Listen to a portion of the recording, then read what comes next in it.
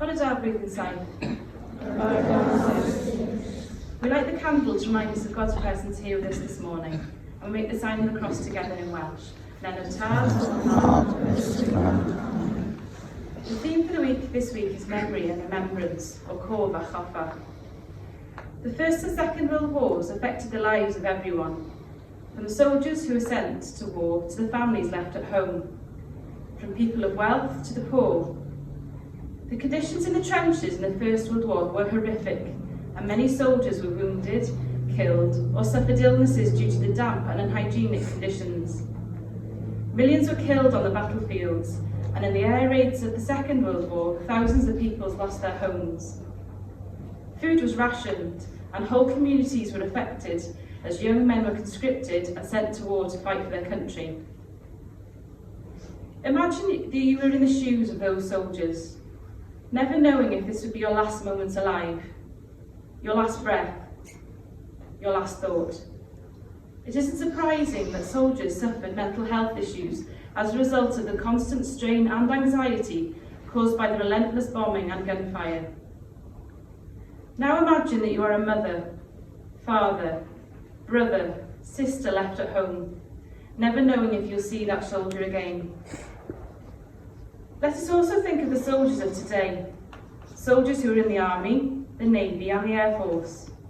These service people are facing a different type of fighting, a different war, but the emotions of fear, anxiety and stress are the same as those soldiers in the First and Second World Wars.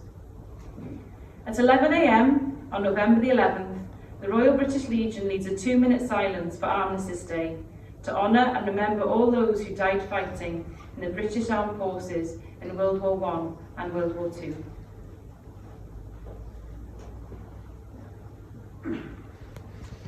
During the First World War, young men were conscripted and forced to fight, even if they did not believe in the concept of war and fighting. Ellis Humphrey Evans, a Welsh poet and farmer, was one of these people. The carnage of the First World War had a profound effect on both his poetry and his life.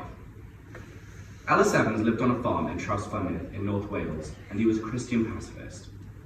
By the age of 19, he was a regular and successful competitor with poetry in the Eisteddfod. In 1910, he took the bardic name Hedd Wyn. Hedd means peace, and Wyn means pure or white, so his name means blessed peace. Hedd Wyn did not want to go to fight, but as the oldest sibling in his family, the responsibility fell on his shoulders.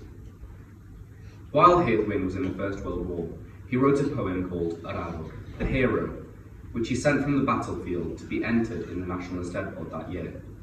This poem, for which Hedd Wyn won the National Eisteddfod, is still considered to be his greatest work.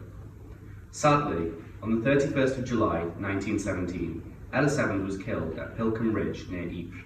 He was one of 9,300 British troops who died in the first 3 days of the Battle of Passchendaele.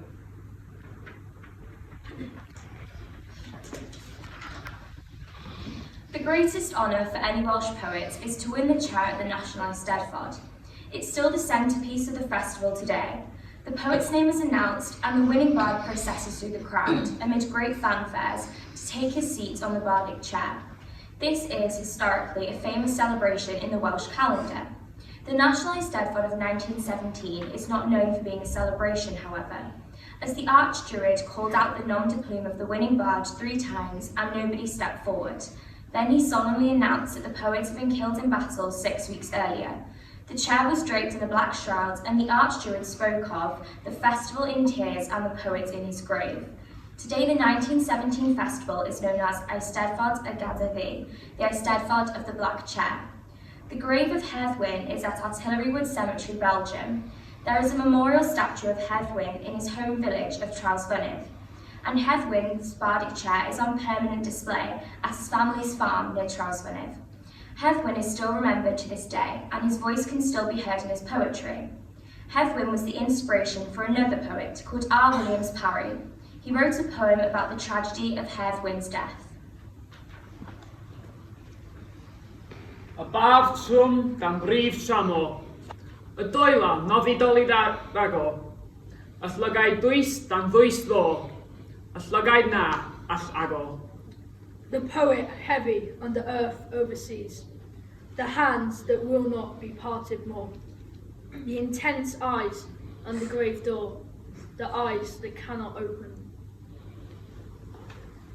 Wedi ei fyw y maid y bywyd rawd, wedi ei regyd hefyd, daeth awr I fynd ithwerid, a daeth I bendeithio byd.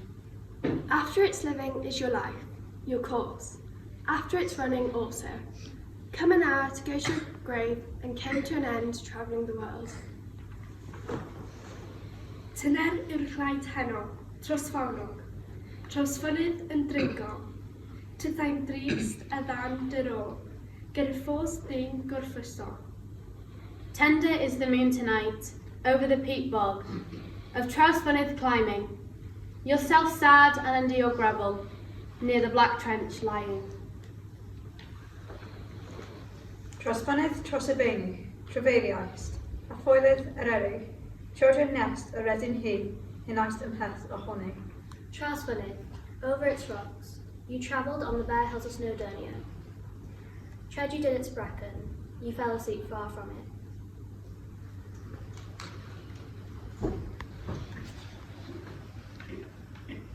There are a number of war poets who wrote about the war and conflict during both of the world wars. The Soldier is the last of 5 poems of Rupert Brooke's war sonnets about the start of the First World War. As Brooke reached the end of his series, he turned to what happened when the soldier died while abroad in the middle of the conflict. When The Soldier was written, the bodies of servicemen were not regularly brought back to their homeland, but buried nearby where they had died. In World War I, this produced vast graveyards of British soldiers in foreign fields, and allows Brooke to portray these graves as representing a piece of the world that will be forever England. If I should die, think only this of me, that there's some corner of a foreign field that is forever England. We wear a red poppy during November as a symbol to remind us of the victims of war. Following the First World War, poppies grew in their thousands on the site of the battlefields. The poppies are portrayed in the famous poem which is written by John McCrae. In Flanders fields the poppies blow, between the crosses row on row, that mark our place. The poet continues to describe the soldiers. We are the dead, loved and were loved, and now we lie in Flanders fields. Poppies grow where land has been disrupted. The poppies are such pretty and delicate flowers, but think of the soil in which the poppies grew. The soil which was stained with the blood of the soldiers. This is a more sinister concept. The deep red colour of the poppies on the poppy plains, therefore, symbolises the blood loss of the soldiers. We should remember that war is a violent, cruel and evil thing. It exposes the very darkest side of human nature, and we should do everything within our power to avoid it. When we wear our red poppies for Armistice Day, we remember the soldiers of past who lost their lives fighting to make the world a better place. We think about the soldiers of today who risk their lives fighting for their countries. And we think of the grieving families left behind in pain and sadness. The following poem portrays the imagery linked to a poppy. The poppy, so peaceful and dainty, so calm and lonely, but underneath a dragon roars, with fire flowing from its jaws. Images of soldiers lying in pain, in the middle of a scarlet plain, where youthful bodies lie deep, and families are left to weep. So peaceful and dainty, so calm and lonely, the poppy.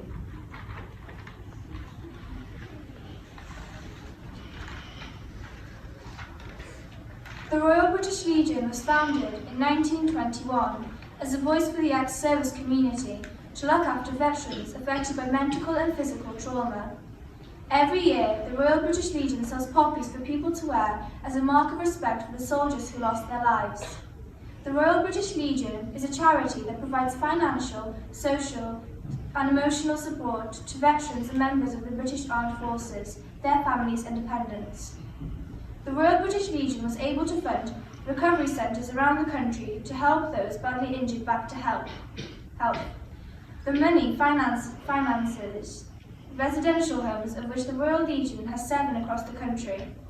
Throughout the year, the British Legion fundraises for vital funds to keep their services running. We will be selling these poppies again this year. Please bring £1 and support this worthy cause. By buying a red poppy each year, you are supporting a new generation of veterans and armed forces personnel.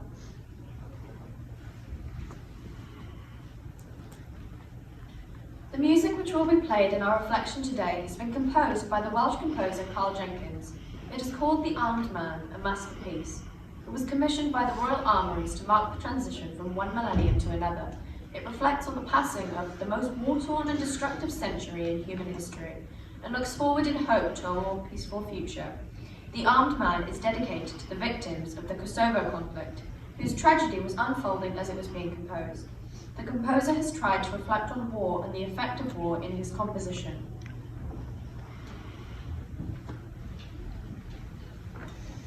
Let us think about the effect of war on a local level. On the screen, you will see war memorials from around our area.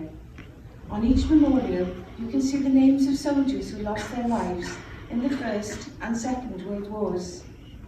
Think how these communities were affected by losing so many. We will now also have a moment's silence to think about the fallen soldiers and their families.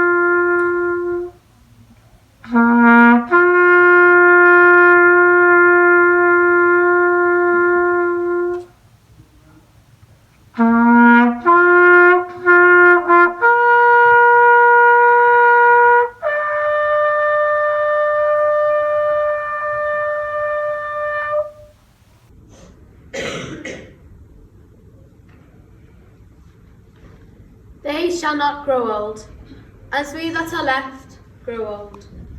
Age shall not weary them, nor the years condemn. At the going down of the sun and in the morning, we will remember them.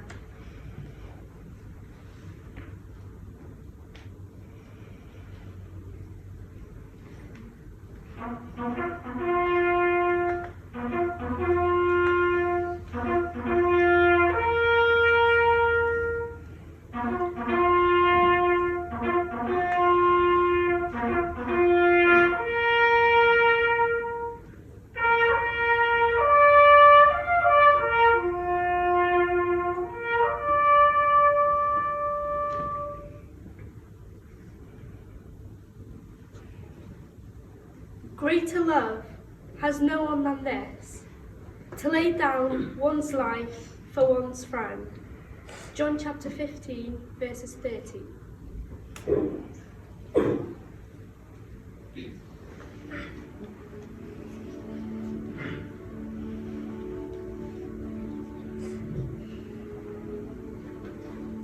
Remember Ypres, Gallipoli, the Somme, Mons, Verdun. Remember the Western Desert, LL9. The Normandy beaches. Remember Coventry, Dresden, Hiroshima, and the Burma Road. Remember Korea, the Falkland Islands, Northern Ireland, Balkans, East Timor, Afghanistan, and the Gulf. Remember the courage, the comradeship, the ingenuity, the spirit of working together for a common cause, the planning together for a better world that would come with peace.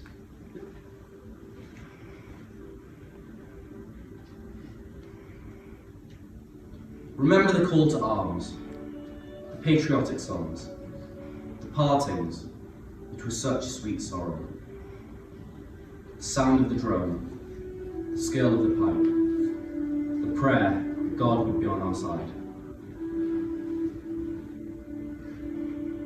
Remember the carnage, the colossal horror of war. Remember the widows of 60 years and more.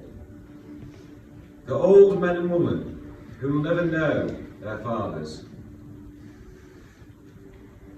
Remember the love that was lost, the wisdom wasted, the minds that are still pained by memories. Remember the families bereaved by recent war and conflict.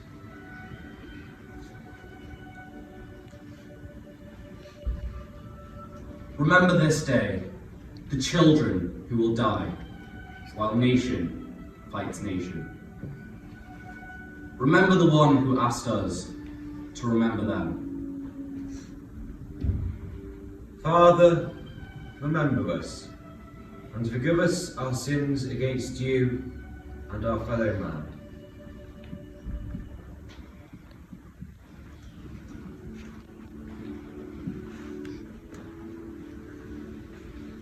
We remember all who have given their lives in conflict to ensure a better and safer future for those who follow them. Lord, in your mercy.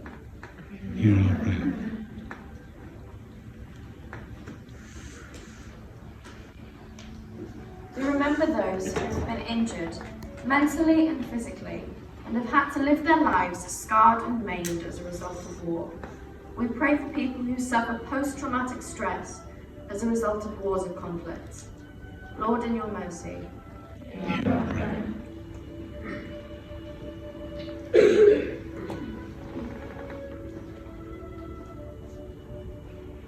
We remember children who have had to grow up without beloved and supportive parents. We remember parents who have lost sons and daughters. Lord, in your mercy. We pray for those who tend war graves as a memorial for those who lost their lives, and as a reminder for those who follow them the supreme sacrifice which war entails. We pray for members of the Royal British Legion in their poppy fields which support servicemen and their families. Lord, in your mercy. We pray for brave members of the armed services, especially peacekeeping forces who go into areas of trouble to save lives and try to establish peace. Lord, in your mercy. We pray for peace in our world and that nations can work together to help one another instead of fighting one another. Lord, in your mercy.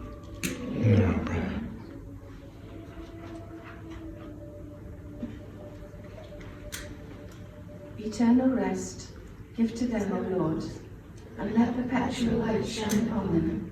May they rest in peace. Amen. And in the Tod, and the Son,